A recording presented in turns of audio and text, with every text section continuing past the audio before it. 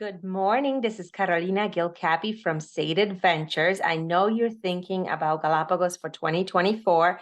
So I went ahead and reached out to over 30 boats in the Galapagos for you and your family.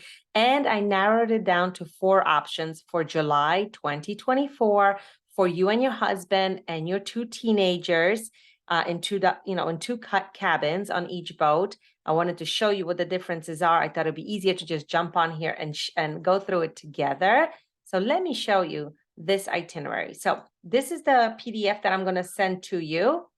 All 4 options are the same. You just need to choose the boat that fits you best. So let me show you what the trip would look like. So the first day that you arrive, we're going to fly into Quito. Quito is the main city in Ecuador. It's really beautiful. It's colonial. So we're going to pick you up. Sade Adventures team will be at the airport with your names on it, and a private car will take you to your hotel. It's about a 45-minute drive to town.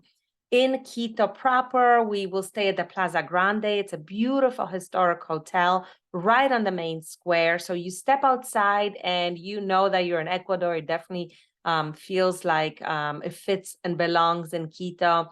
And Quito itself has so much to offer. So for the next 2 days before we go to the Galapagos, we will show you a bit of Ecuador's mainland.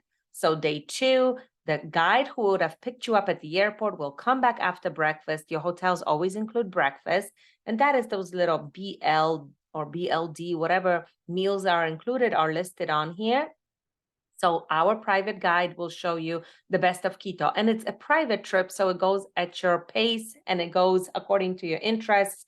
You have the Equator Line with a really fun experiments and museum there. You have the Pichincha volcano, which we can take a little teleférico gondola to the top for a soft hike. We can, of course, the main square with the cathedral and all the historical buildings, we will get to see them. We pop into a chocolate workshop if you want to do some tastings, coffee, and everything else that Quito offers. There's lots of museums. If you love museums, if you want to be outdoor more, then there's great little hikes and soft paths that we can enjoy. We don't want to overexert yourself because it's our first day in high altitude, so we want to take it easy. But this day is yours with your private guide and driver, and we really do a really fun day for families in Quito. I personally have been to Ecuador 7 times with my family many times, and we just really enjoy this city. And then we'll come back to the hotel and you can rest. And the next day, we're going to pick you up again, and we're going to go leave Quito, go south on the Avenue of the Volcanoes to Cotopaxi. This is the largest volcano near Quito. So it's like a national park. And in the national park, there's haciendas, which are like working ranches. And here we're going to be able to go horseback riding if you enjoy riding. We can go on another hike. We can see the volcano. It's active. And then we will have a beautiful traditional Ecuadorian lunch here. It's a really beautiful day. And going to the park itself, we're going to pass villages and indigenous markets. So it makes a lot of sense to kind of get that glimpse of Ecuadorian life before we leave this area for the islands. So now on day 4, we're ready to go to the Galapagos. So we're going to pick you up from the hotel, take you to the airport. At the airport, we have an airport assistant. Because the Galapagos has a lot of rules, a lot of conditions. You have to get an ID card. You have to get a entry fee. You have to have your luggage inspected. You have to have, like, down to your shoes brushed with a brush to make sure you're not bringing any seeds or anything to the islands. So there are a lot of steps. And our Galapagos assistant helps with that because it can get a little bit overwhelming, and we don't want you to miss the flight. So we take care of you at the airport, put you on the flight, and once you land, you will have your boat team will pick you up, and from then on, you're on a 7-night cruise. I put here choose from 5 boats, but it's actually from 4 boats. So for this particular departure, I included 4 different boats, which we'll go through shortly. While you're on the boats, everything is included, all your meals, all your excursions, your transportation. You're going to be getting off the boat twice a day or more. You're going to snorkel or get in the water at least once a day or more. There are kayaks available. Some of the boats have stand-up paddle boards. So there's plenty of opportunity for adventure. Regardless of which boat you choose, all the activities are always included. The only thing that is not included is alcohol in the Galapagos. There is a bar on every boat, and you just open a tab and pay at the end. And so it's regular pricing. But Galapagos is not really like a party atmosphere. That's why we don't include alcohol, because it would make the cruise that's already expensive even more. So that's why they don't do it. They just do a la carte drinks. During this trip, regardless of what boat you choose, your husband has included 2 diving excursions. So how does that happen? The cruise does its own thing and has its itinerary. So the family will continue on the cruise itinerary. But 2 of the days when we're close to San Cristobal and close to Santa Cruz, our diving team will actually come from the island on a separate boat, pick up your husband, and take him to the diving areas, and he will be able to do dives such as hammerhead sharks. There's a colony there, so we go to one of the spots, and other really fascinating places. I believe Gordon Rocks is another one that people really love diving in. So he will be able to do that twice if we do a 7-night cruise, and you and your children will continue on the regular itinerary, which is snorkeling, kayaking, hiking on the islands, and so on. The only downside of that is that while your husband is diving, he will miss those spots. He will not be able to return to them. So just keep that in mind. What's most important for your husband? If it is diving, then this is the way to do it. But from experience, I've been to the Galapagos 4 times, and I've sent hundreds of people to the Galapagos. The snorkeling in the Galapagos is so fantastic that most people say, hey, I didn't even need to do the dive. I got just as much satisfaction from the snorkeling. So keep that in mind. And then after your 7-night cruise on day 11, we're going to take you back to the Galapagos airport, put you on a flight back to the mainland, and here you will connect with your flight home. So that is what the trip would be like. It would be 11 days in July. So now let's go over the 4 boat options that I chose. I chose 4 different ones just to kind of give you an idea. Of course, there's over 30, but this gives you an idea of pricing, like the different options. And also, if you want to scratch the whole cruising, we can also do island hopping, where you're staying in hotels and go in a yacht between the islands, but never sleep on a boat. So hello, you can do that as well. Or the last option is to do a shorter cruise, like a 4-night or a 5-night cruise, and then tack on a few days in a hotel and do some excursions that way. There are so many options. I have done them all. Just reach out and let me know what sounds perfect for your family, So the first option is the Anahi catamaran. So a catamaran means it has double hulls. Catamaran means they are the most stable boats in the Galapagos because they have that stability from the double hulls. So the Anahi has been around as long as I have been around in the Galapagos, which is almost 17 years. It is a family-owned company. Anahi is actually the daughter of the owner. So there's a really great atmosphere on this boat. So they are offering us 2 suites, which if you look at this picture, there's the top of the boat, those 2 windows facing the front are the suites. So you would have 2 spacious cabins. They're actually 2 of the largest boats, largest cabins in the Galapagos. So for a 7-night cruise, it makes sense to have something very comfortable. What else? They have indoor and outdoor spaces. You can eat indoors, you can do outdoors. They do a nice barbecue. There's a jacuzzi on board. There's a bar on board, and kayaks that you can do excursions on. So plenty to see and do, and a really wonderful team. It is one of the older boats, but it is a really fantastic option, and it has 2 dates to choose from. You can choose the beginning of July or the end of July.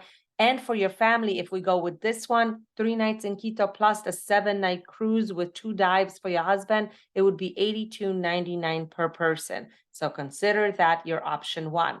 Your option 2 is also a catamaran. This one is called the Seaman Journey catamaran.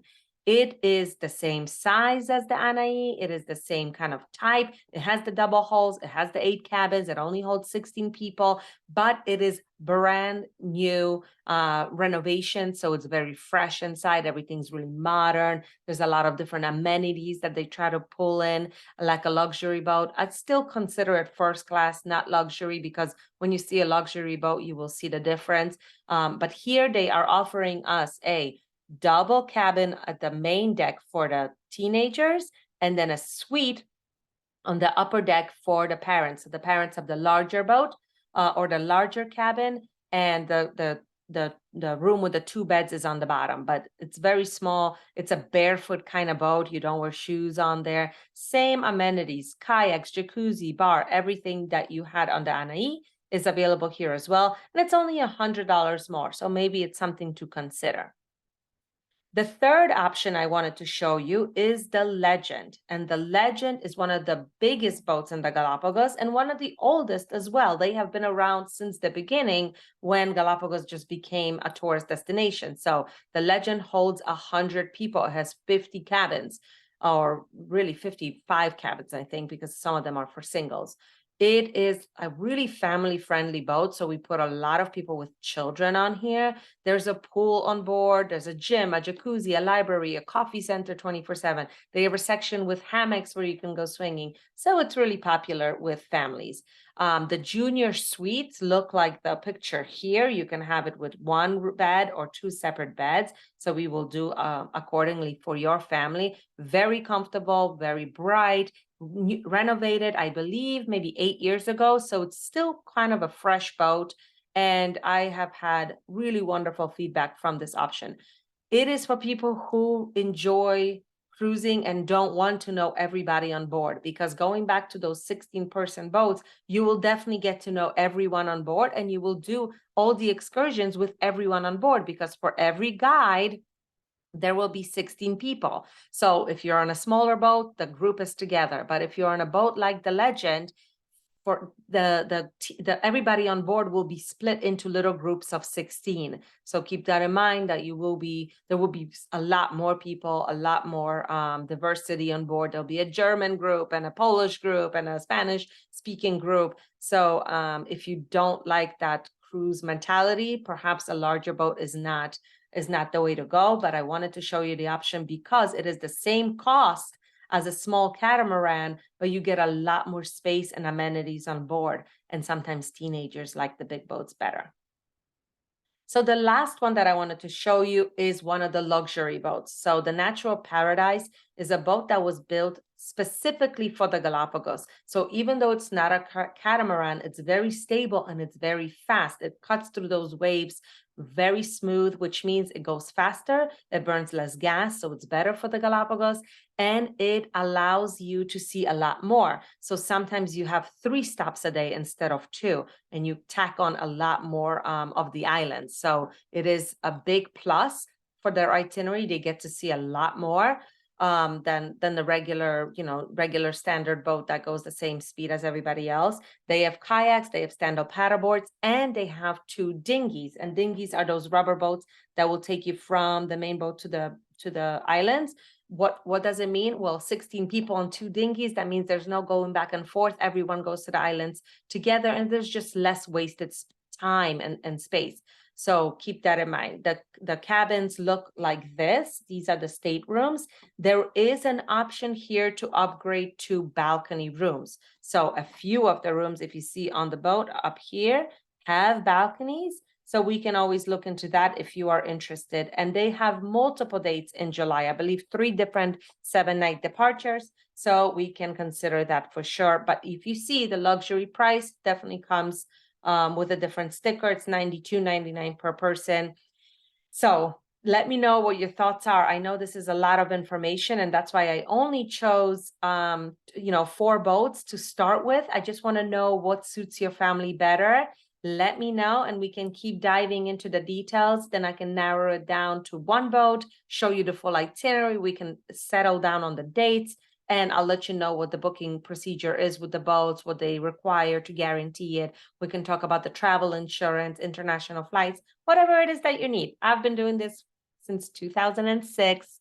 Galapagos is one of my favorite destinations, and I have helped so many people in the Facebook groups. So I can connect you if you would like some referrals. It would be my pleasure. But happy travels and happy planning.